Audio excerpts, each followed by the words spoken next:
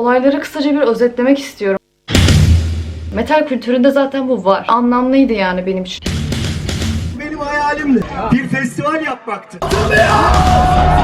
Sinirlendiğim durumlar yaşadım. Dönemedim eve. Şimdi dikkat ettiğim bir mevzu vardı. Umarım bu heyecanı yaşamaya devam ederim.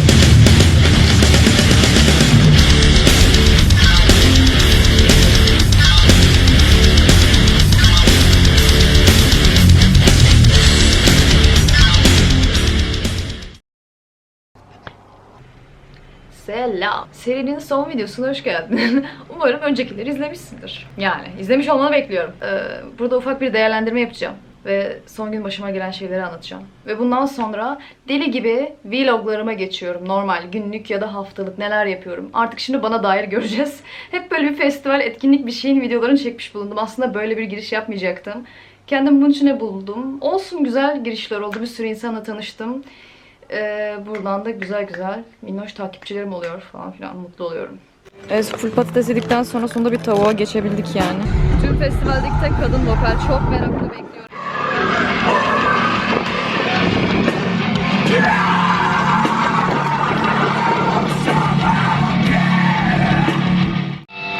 Hazır mıyız? Give me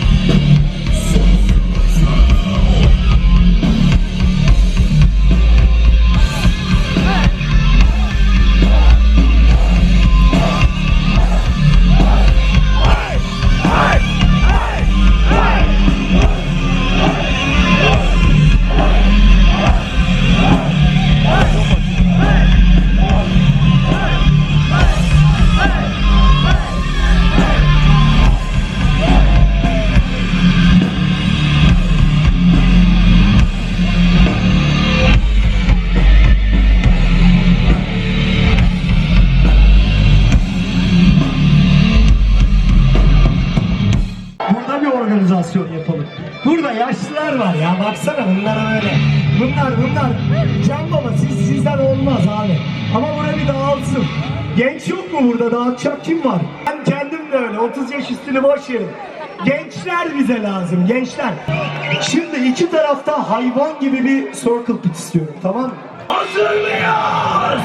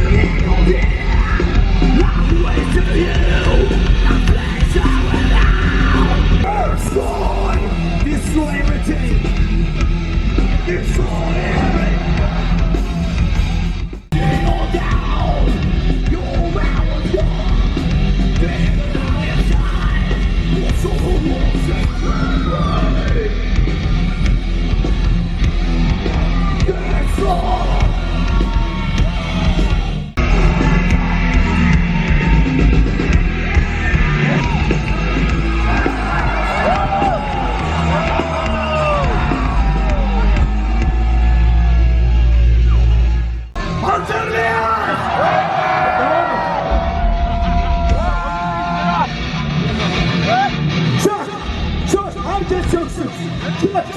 Çök. O taraf ne yapıyorsunuz orada, izlemeyin. Hadi. El sallamak da olmuyor orada. Hazır mıyız? Son kez.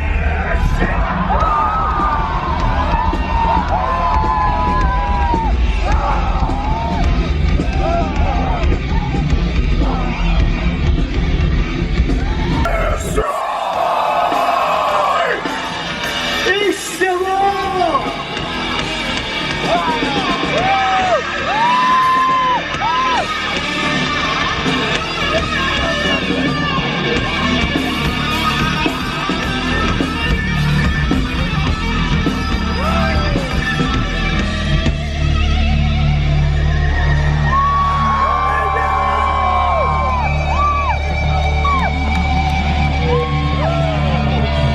Bak şimdi. Devam et. Bak. Türkiye'de ilk defa yapalım mı? Özellikle erkekler tişörtleri çıkarın. Helikopter yapacağız. İlk defa. Abi oraları çalıştırsın. Son kez!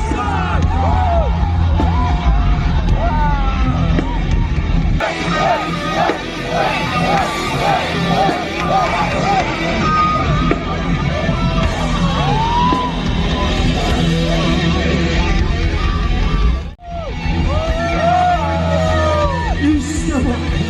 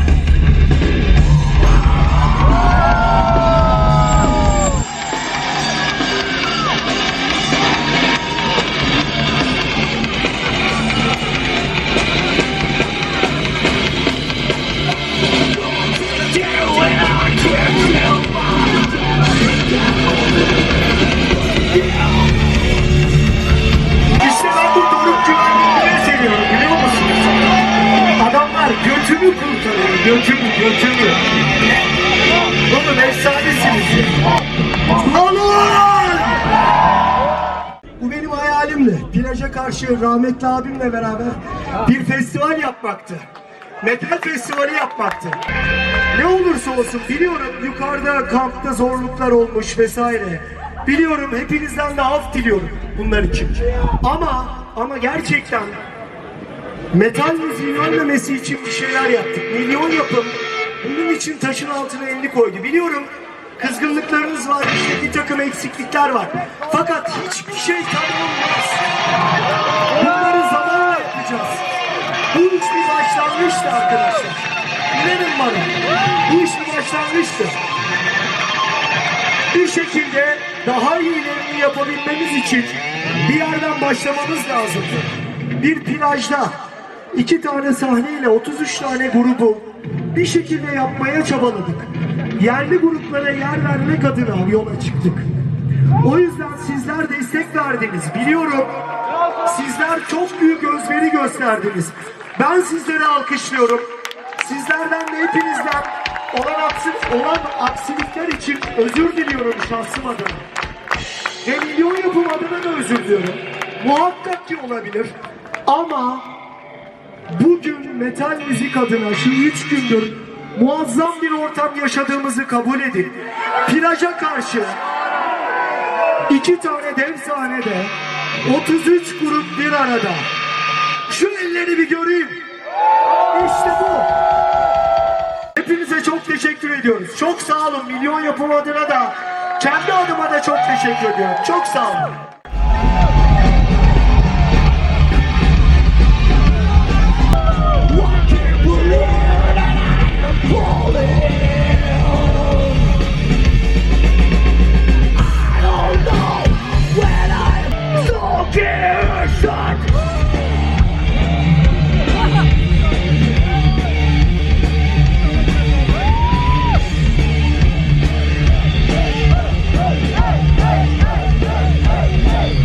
Blacktoot'a emek vermiş 2 tane eski dostum.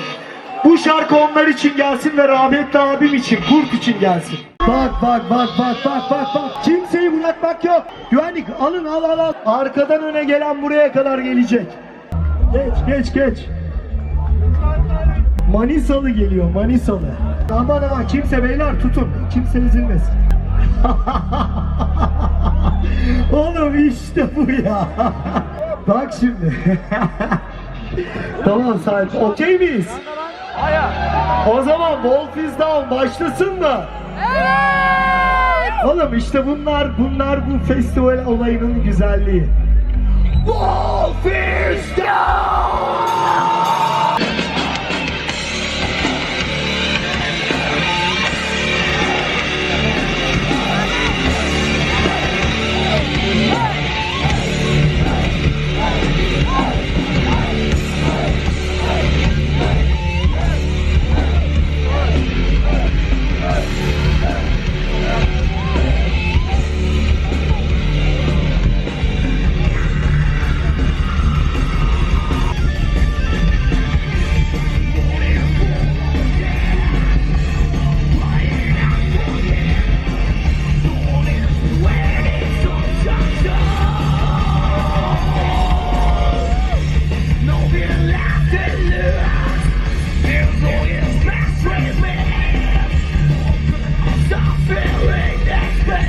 Hep beraber Wolf is Down! Wolf is Down! Wolf is Down! Wolf is Down! Staring at the sky, while I'm putting all your destiny. Come now, I feel the raging. What is the of this war?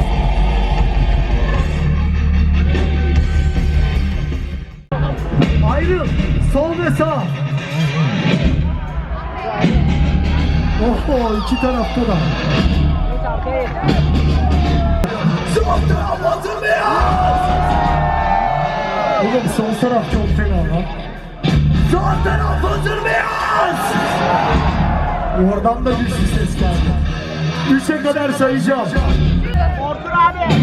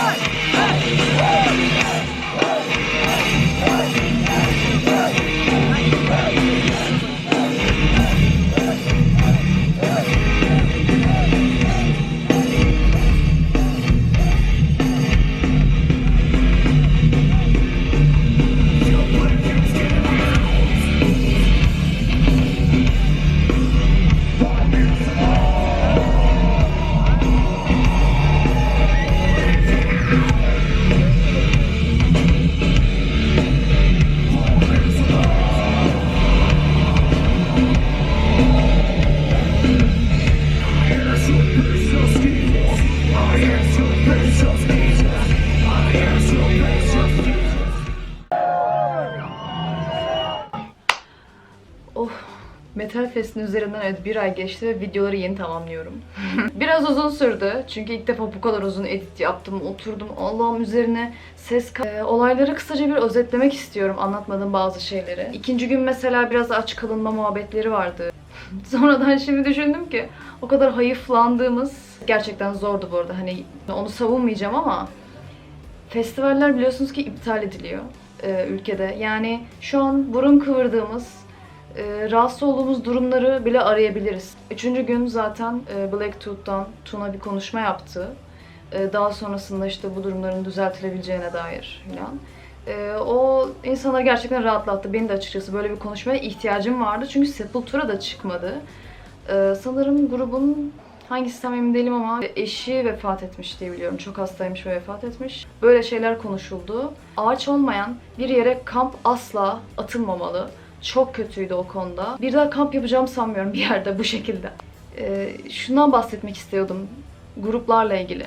Çok keyifliydi. Gerçekten bana çok şey kattı. Doluydu yani. Beslendim oradan. Çok önemli olan benim için dikkat ettiğim bir mevzu vardı. Kadın vokal. Kendisinin vokalini çok beğendim. Biraz videolardan da bakmıştım zaten. İşte müzik durduğunda mikrofona şöyle bir şey söyledi. Birileri hakkında bir dedikodu yapıyormuş sanırım. Kulağıma geliyor dedi. Ardından da sen kim olduğunu biliyorsun tatlım deyip seyircilere öpücük attı. Ve ben bu durumdan rahatsız oldum. Çünkü şimdi yani bir fikrim yok. Ben ilk defa görüyorum o insanı. Müziğini dinlemeye gelmişim. Bir anda onun için çok kişisel olan bir şeye girdi. Yani hiç fikrimin olmadığı bir şey. Hani sanatçılar anlatır ya işte bir anısı vardır, onu anlatır ve artık onunla bir bütünleşmişsindir. Hani anlarsın, evet onun böyle bir anısı vardı, şimdi bunu bizimle paylaşıyor. Fakat burada hiç fikrimizin olmadığı bir durum var ve müziğini dinlerken ağzından çıkan ilk şey bu oldu. Ay, yerde olmuş, kapandı. Şey diyordum, dur. Ne diyordum? İlk defa kendisini işte gördüğüm için orada en başta rahatsız oldum bu durumdan. Çünkü büyük bir beklentiyle hani izliyorum. Sonra şunu düşündüm. Bu camiada kadın vokal olmanın aslında zor bir şey olduğunu sanırım sadece gerçekten bunu yapan insan biliyor. Çünkü ben bu işin içine girene kadar, ki tam girmiş bile değilim, brutal vokal yapmaya başladığımdan beri ilginç yorumlar alıyorum. Kadına yakışmıyor. Kadın brutal vokal mi yapar? Yaratık gibi sesler çıkarıyorsun, bilmem ne, hiç yakışmıyor. Bir sürü muhabbet var yani, oluyor. Gerilebiliyorsun. Orada kim bilir ne yaşandı mesela. Bunun bir patlaması oldu belki de o an. Çünkü sadece vokal olarak da değil, tek kadın müzisyen olarak oradaydı. Belki çok rahatsız olduğu bir şey oldu ve orada bir rahatlamak için ona söylemeye ihtiyacı vardı diye düşündüm. Hiç tanımıyorum çünkü. Hani bu bir ön yargı olacaktır. Birkaç defa da hani mesela gidip tanımak yakından, konserlerini izlemek isterim. Kolay bir şey olmadığını biliyorum ve takdir ettim orada olduğu için.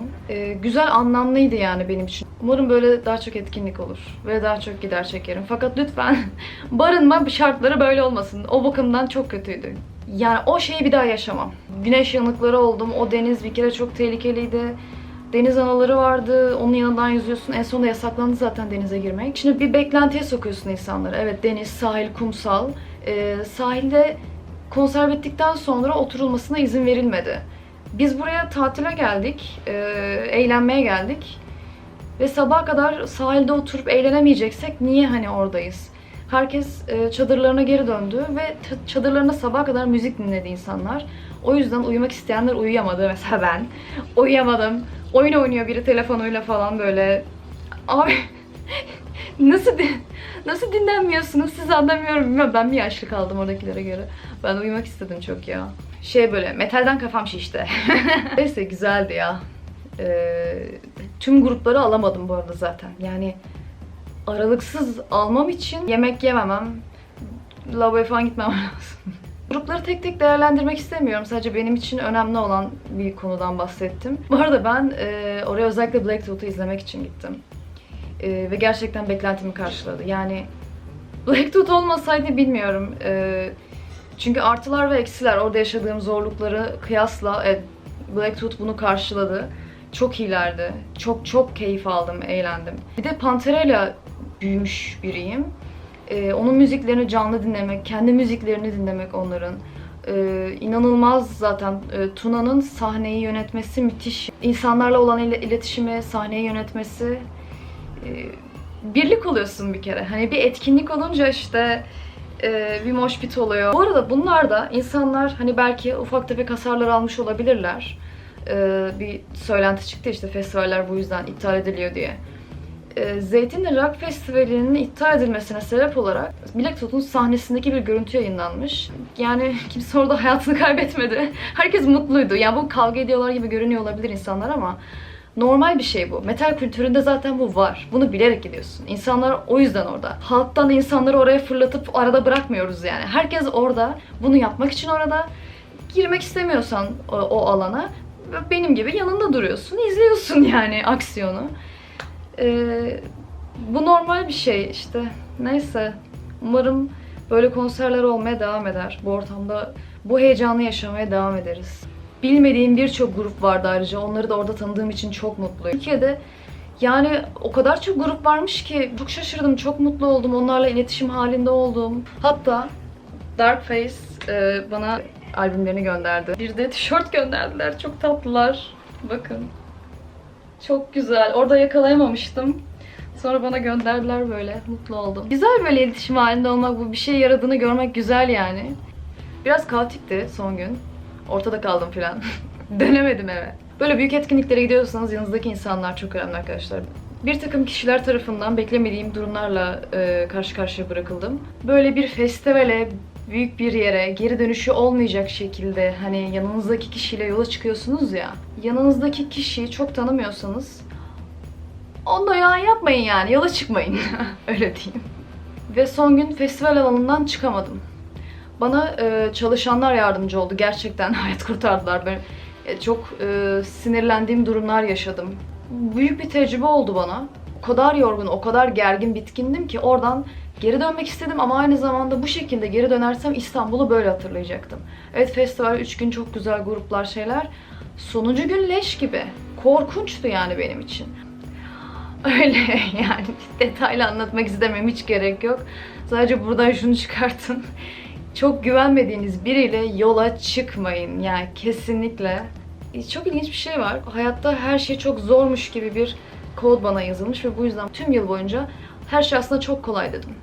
Ve benim bu kampa gidişim biliyorsunuz ilk videodan çok zor oldu. Son gün de çok zor oldu yani yaşadığım şeyler. Dedim ki nasıl bu kadar zor olabilir yani. Ve sonrasında ben bir seçim yapmam gerekiyordu. Ya orada kalacaktım, birazcık dişimi sıkıp, ya da geri dönecektim direkt. Biraz dayanmayı tercih ettim ve kaldım. Sonra bir arkadaşıma ulaştım ve beni ağırladı. Bir hafta boyunca İstanbul'da harika vakit geçirdim ve her şey çok kolaydı. O bir hafta hayat o kadar kolay, o kadar güzeldi ki.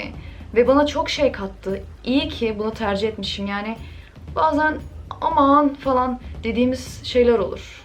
Tercihler. Biraz böyle dişimizi sıkıp üstesinden geldiğimizde inanılmaz şeyler olabiliyor sonrasında. Böyle ard ardına iyi şeyler gerçekleşebiliyor. Hani hayatta kötü şeyler tekrar tekrar ard arda gelir ya. Bir anda gelirler. Bu ilginç bir kanun yani. Ona dayandıktan sonra ardından güzellikler gelebiliyor. Benim de aynen böyle oldu. Dikkati elden bırakmamak gerekiyor yanınızdaki insanlara karşı. Ama ben artık o kadar dikkatli ve sert oldum ki bazen insanları korkutmaya başladım. Şimdi burada tatlı tatlı konuşuyorum ama yeni tanıştığım insanlara karşı yan yana öyle olmayabiliyorum. Bilen biliyor. Neyse, çok fenaydı ya. Sonrasında İstanbul'u gezdim. Orada da biraz video çektim. Ay çok sıcak. Güzel projelerim var. Sizlerle paylaşacağım. Bekleyin. Düşüncelerinizi ve isteklerinizi merak ediyorum. Lütfen belirtin. Ve abone olursanız